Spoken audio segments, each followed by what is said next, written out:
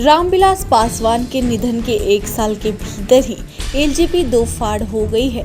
5 सांसदों ने पशुपति पारस के नेतृत्व में चिराग पासवान के खिलाफ विद्रोह कर दिया है।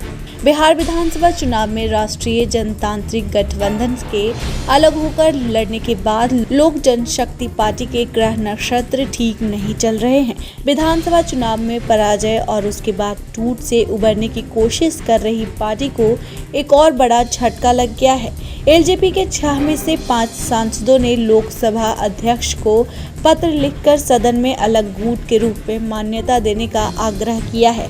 इन 5 सांसदों का नेतृत्व रामविलास पासवान के छोटे भाई और हाजीपुर के सांसद पशुपति नाथ पारस कर रहे हैं। एलजेपी के बागी सांसदों ने लोकसभा के स्पीकर को इस बाबत अपना पत्र दे दिया है। पशुपति नाथ पारस ने कहा है कि एलजेपी से अलग मान्यता के लिए वे लोकसभा अध्यक्ष के बुलाने पर उनसे मुलाकात करेंगे। इस बीच खबर मिली है कि चिराग पासवान ने अपने बागी चाचा पशुपति पारस को मनाने की कोशिश तेज कर दी है। वे उनके घर के पास गाड़ी में 20 मिनट तक इंतजार करने के बाद अंदर गए। जाहिर तौर पर पार्टी सांसदों का यह कदम एलजेपी सुप्रीमो चिराग पासवान की उम्मीदों को बड़ा झटका दे सकता है। संस्थापक रामविलास पासवान की मौत के 1 साल के भीतर ही पार्टी दो फाड़ हो गई है। इस टूट को हाल ही में प्रधानमंत्री नरेंद्र मोदी द्वारा किए जाने वाले मंत्रिमंडल विस्तार से भी जोड़कर देखा जा रहा है। एलजेपी में टूट की पटकथा के पीछे जनता दल यूनाइटेड के एक दिग्गज सांसद का नाम आ रहा है।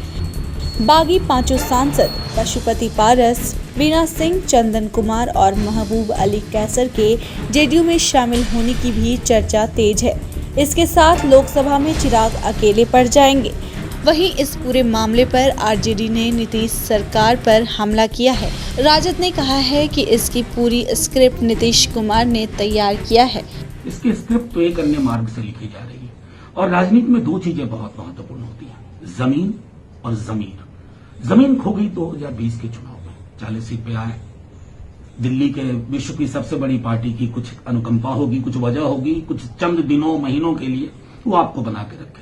लेकिन ये जो आपने किया, क्योंकि ये आपकी कार्यशैली का हिस्सा रहा, 2010 के चुनाव के बाद आपने हमारे दल को भी तोड़ने की कोशिश की। तो जो व्यक्ति विखंडन की राजनीति में आ जाए, पारस जी कुछ भी कहें, मैं तो सीधे तौर पर जो अदना सा भी एक राजनीति की समझ रख रहा है, उसे पता है कि ये स्क्रिप्ट कहां से आ रही है, उसका सोर्स पता है और उसका डेस्टिनेशन भी पता है।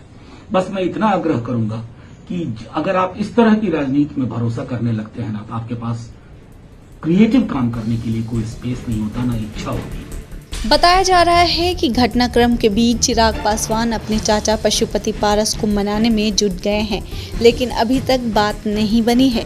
दोपहर में चिराग पासवान को पशुपति पारस के घर के बाहर गाड़ी में देखा गया। चिराग लगातार मोबाइल पर व्यस्त दिखे। वहीं इस पूरे मामले पर चिराग के समर्थक उनके साथ खड़े हैं और पशुपति पारस की जमकर आलोचना कर रहे हैं। हमारे मुख्यमंत्री आदरणीय नीतीश कुमार साहब अपने मिशन में, अपने मंसूबे में सफल हो गए और वो बहुत आज खुश होंगे। लेकिन मैं बताना चाहता हूँ आपको, चिराग रामविलास पासवान साहब ने लोक जनशक्ति पार्टी के लिए कुर्बानियाँ दी हैं और आदरणीय चिराग पासवान साहब ने जो लोक जनशक्ति पार्टी को जो बढ़ाया है, खून पसीना एक किया है, पूरी लोक जनशक्ति पार्टी की टीम, पूरा लोक जनशक्ति पार्टी चिराग पासवान के साथ हमेशा खड़ी रहेगी, थी, है और रहेगी। I am always with Chirag Paswan. और रहा सवाल, ये तो बड़ा दुर्भाग्य की बात है कि अपने घर के लोग ही खिलाफ हो गए। ये कहाँ का है? नीतीश कुमार तो इसमें महारत हासिल है उनको, हमारे मुख्यमंत्री साहब को, कि वो घर को तोड़ते हैं, फोड़ते हैं। चिराग पासवान फ्यूचर है बिहार का, वो मुख्यमंत्री है बिहार का। आप किसको आप तंग कर रहे हैं? अपने भतीजे को तंग कर रहे हैं, अपने उस भाई के बेटा को जिस भाई ने आपको पारस पासवान बनाया, पशुपति पारस बनाया। माना जा रहा है कि वे चाचा से बातचीत करने के लिए घर का दरवाजा खुलवाना चाह रहे थे। चिराग करीब 20 मिनट इंतजार करने के बाद घर के अंदर गए। उन्होंने मीडिया से भी कुछ नहीं बोला। बताया जा रहा है कि जिस वक्त चिराग पासवान अपने चाचा पशुपति पारस से मिलने के लिए उनके घर पहुंचे, चाचा घर पर नहीं थे।